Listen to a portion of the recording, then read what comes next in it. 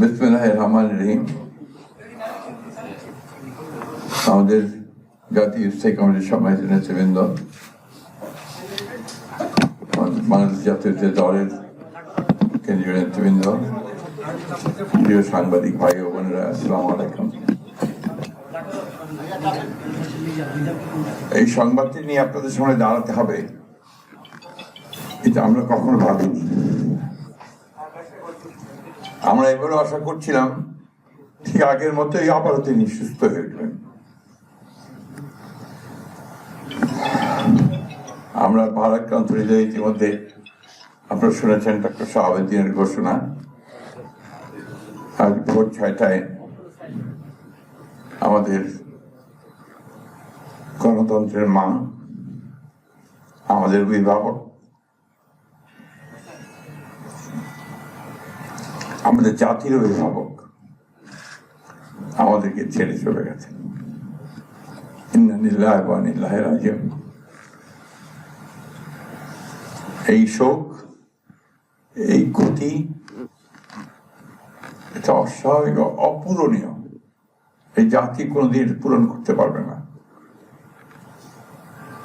যে নেত্রী তার সারাটা জীবন জনগণের অধিকারের জন্য, কল্যাণের জন্য তার সমগ্র জীবনকে উৎসর্গ করেছিলেন, সেই নেত্রী দেশনেত্রী বেগম খালেদা জিয়া আমাদের মাঝে নেই।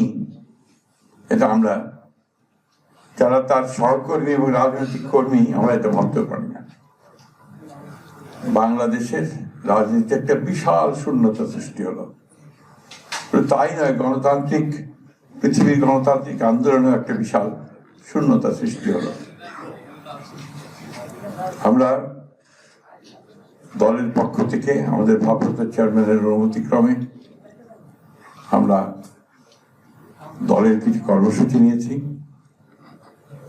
সেই কর্মসূচিগুলো আমাদের দলের সিনিয়র যুব মহাসচিব রুহুল কবির রিজভী সাহেব আপনাদের সামনে তুলে ধরবেন।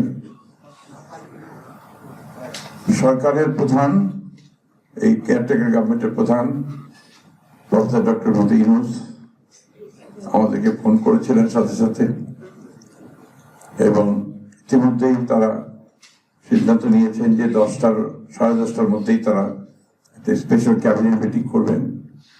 সেই ক্যাবিনেট মিটিংয়ে তারা দেশনেত্রী বেগম খালেদা জিয়ার যে শেষ কাজগুলো, তা জানাজা, তার দফন, তাকে রাষ্ট্রীয় মর্যাদায়